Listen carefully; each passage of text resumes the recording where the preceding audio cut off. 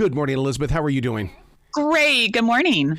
Man, what a brilliant place that your book is being planted, because we are in this age where everybody wants to be in, where they can have, the ranch table. They because it's not all about going out and eating at restaurants anymore. It's about, I want something to do at home because there's an art to it. Absolutely. I mean, I'm a big believer that the ranch table can be taken anywhere, and at home is one of the best spots for it. And with this cookbook, my hope is really that gets people together, and not that it's a simple meals. I am not a professionally trained chef. I am just a person who loves to cook and really loves to have fun with that. And so for me, this has been a really fun time getting this book together, and hopefully will really inspire people to get in the kitchen. I wish I had this book during the lockdown, and the reason being is because that's when I discovered the kitchen. I mean, it was always there, but now when I go in there and I really do prepare for dinner and things like that, and even my lunches, it's a completely different ball game, because I know how much salt I'm putting in. I know what I'm going to do, the different proteins, and you play smarter is what you do when you do it yourself. Yes, absolutely. You do. You play smarter. You have fun doing it. I think that the kitchen can be such it's such a creative place, and you can really have fun. I'm a big believer in also just tasting everything that you're cooking as you're cooking it, even no matter what recipe you're following, that you're just always tasting things and having fun with it and enjoying it, and that just to be relaxed in a kitchen. I think sometimes we get really stressed out or, worried about how things are going to turn out. And I think for me, I just want people to, enjoy it and have fun, and people hang out. The kitchen for me is really like the heart of the home, mm-hmm. and where everybody wants to hang out and sit and talk. And I love that. And, I don't mind making the mistakes over there in the kitchen. And the reason why is because I'm going to work my way through it. I'm going to say, okay, so right now it's got kind of a bitter taste to it. Figure it out, dude. Figure it out. And let's make this a little bit better than what it is right now. Yes, absolutely. I love that. I mean, I think it's just all those creative, juices going into that food. I think that that's awesome. I think to be able to, really just cook your own meals at home. And my hope with the book is that these are simple ingredients, simple recipes. My family, we have a cattle ranch out in California. I'm always inspired by the seasons. I'm inspired by food, but these recipes are just, in simple ingredients that you can get anywhere at any time of the year, and you can just really enjoy good meals at home. Oh, you just said one of my favorite words, the cattle ranch. I grew up in Montana, and my family had a ranch down in Ranchester, Wyoming, and walking through that cattle field, oh my God, I would have the greatest solitude moments just sitting there listening to them, and to watch how they just, they've got a pace about them that is just slower than life, and I love it. Yeah. I do too. I love it. I grew up on the ranch, and I went away for a while, and I came back, and I just am so happy that I've really, it's my home.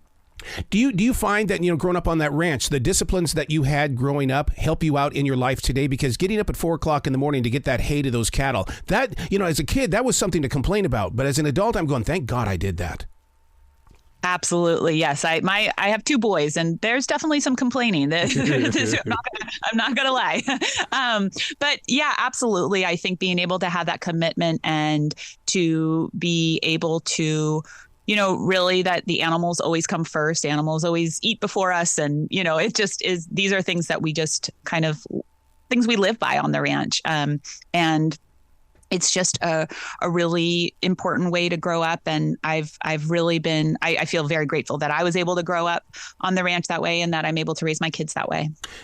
Just the title alone brings back so many memories, and I hope it does for other listeners as well. When you see or even think about the ranch table, because I know what my Aunt Peggy used to prepare for breakfast, for lunch, and for dinner. But the thing that was always together was family. We didn't eat dinner in different rooms. It was always around that table.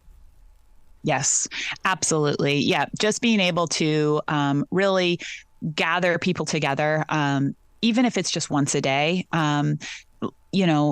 let it be around a meal. I'm a big believer that everything can be fixed with any problem can be fixed with a really good meal.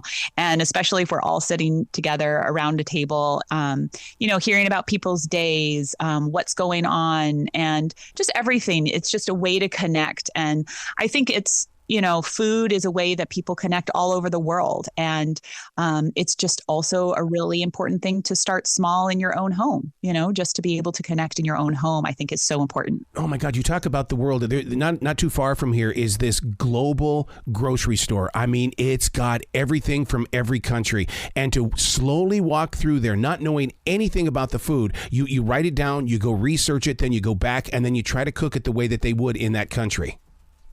Wow, that is so much fun. I love doing that. I love being able to have fun in the kitchen and really be able to try new things and different things. How awesome to have that so close to you. Yeah, it's just one of those things, because once you're starting to create in the kitchen and you're not just opening up a can of soup, all of a sudden you start looking beyond where normal people are.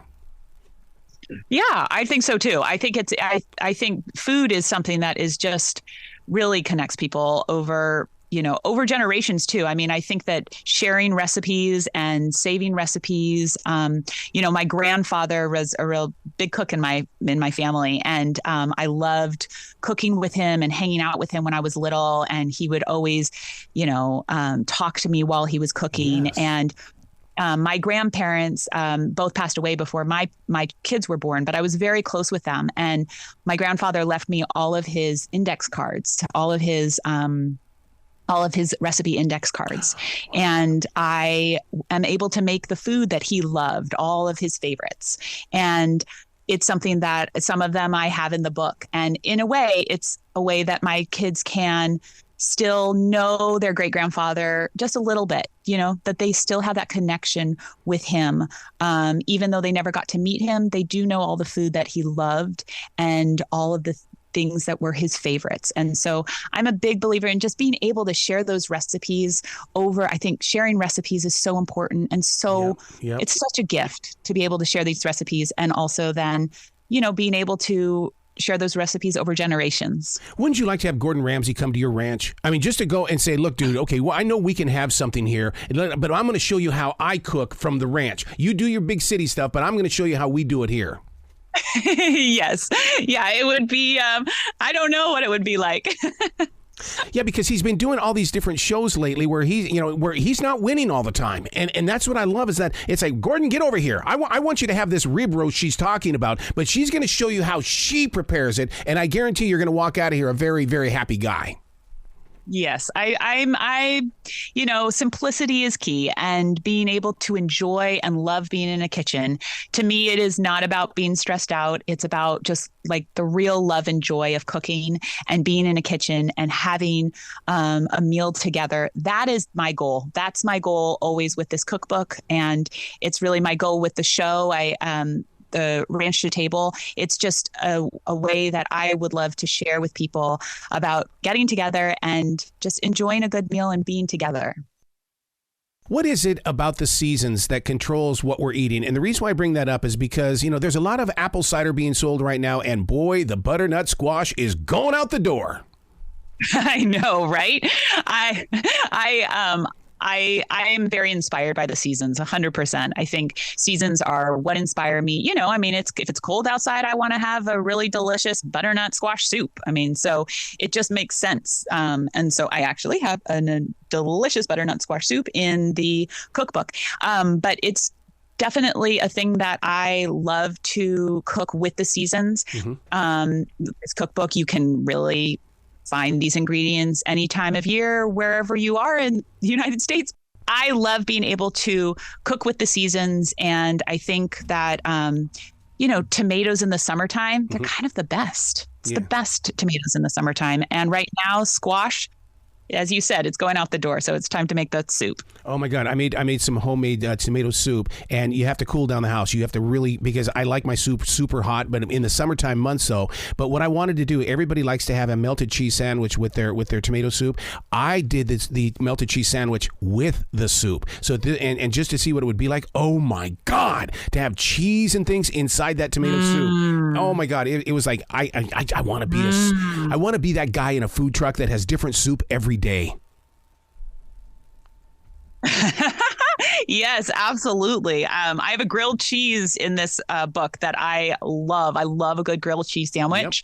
And I mix a handful of different cheeses together and put them in. And man, oh man, I love it so much. Is it a connection to our childhood? Because when we're talking about butternut squash soup and tomato soup and grilled cheese sandwiches, is it that connection to that child we once were?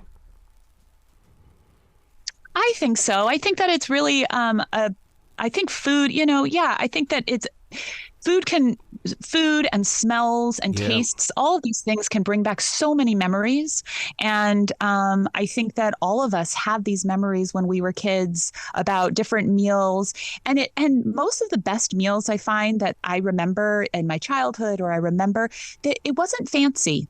It wasn't about things being fancy or polite or perfect. It was really kind of almost off chance. Those have been my favorite meals that I remember, and those are the tastes that I remember. And so when I'm cooking and I get those tastes, that's what I'm looking for. And I think we all are kind of, we're all looking for that. We're all looking for those memories. Man, you talk about the smells. I know every time that I touch an egg, I have a flashback to collecting the eggs in the hen house when I was a kid, and you never forget that smell. And when you would go in there and that dust or whatever it was that was inside that hen house, and then I had to learn how to talk to the chickens because I had to reach underneath the chickens to get those eggs. Mm-hmm. So they needed to trust you, huh? Yes. Speaking of chickens, man, you have fried chicken drizzled with honey. Now, are you using spicy honey like Mike's Hot Honey, or what are you doing? I actually use this. I use honey. We have honey on the ranch. And so I've used the honey that we have. But I think any honey that, is local, local to you, or just any real honey that you love, that sweetness with the saltiness is so good. The chicken is also brined in a lemon, and it has this kind of lemony flavor, and then has this double dip of just deliciousness. So it has a really yummy crunch to it, and then drizzled in honey. It's so good. Wow. We have a beef farmer about maybe I don't know, maybe half a mile from here, and I love talking with him because he'll go, those flowers in your front yard, you're welcome. And he goes, he's so proud of his bees. Yes, absolutely. Yeah, he's like, you can thank me later. Yeah. Yes, absolutely. Bees do such amazing things. We have all of these bee boxes all around the ranch, and they are amazing. We have them in our orchards and really everywhere. We have all these wildflowers on the ranch, so it's great to have bees. You were talking about your grandfather and how you spent a lot of time with them. I remember with my grandfather in Wyoming, he was so in love with the land that when we would go out there and pick out the potatoes and grab the carrots and things like that, he would say, "Eat it now." And I would go, "But there's dirt on it." "No, eat it now. Get it and remember it, where it came from, and carry it with you." Do you guys do that as well? Absolutely. Yes. Little dirt doesn't hurt. Right.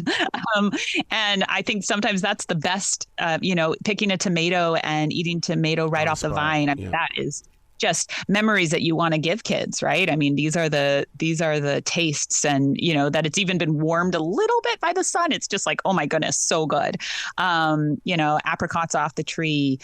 These are all, digging for potatoes is one of my kids' favorite things to do. I don't make them eat it right out of the ground, but digging for them, it feels like Easter. Just like digging out, your own potatoes is just great. Oh yeah, and having the right shovel. You have to have a potato shovel, and it's like, I didn't know what that was when I was a kid, but man, these days, heck yeah.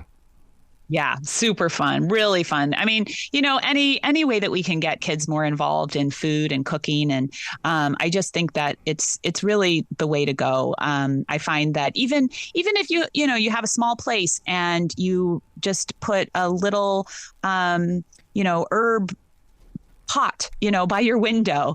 I think that any sort of connection that kids can have, and adults too, I think adults are looking for it as well, but that connection with the food will just taste better. It's just more, it just feels more rounded and, full circle. And so I love being able to kind of hopefully the cookbook, I'm hopefully that it shares that love and that connection and, getting people together.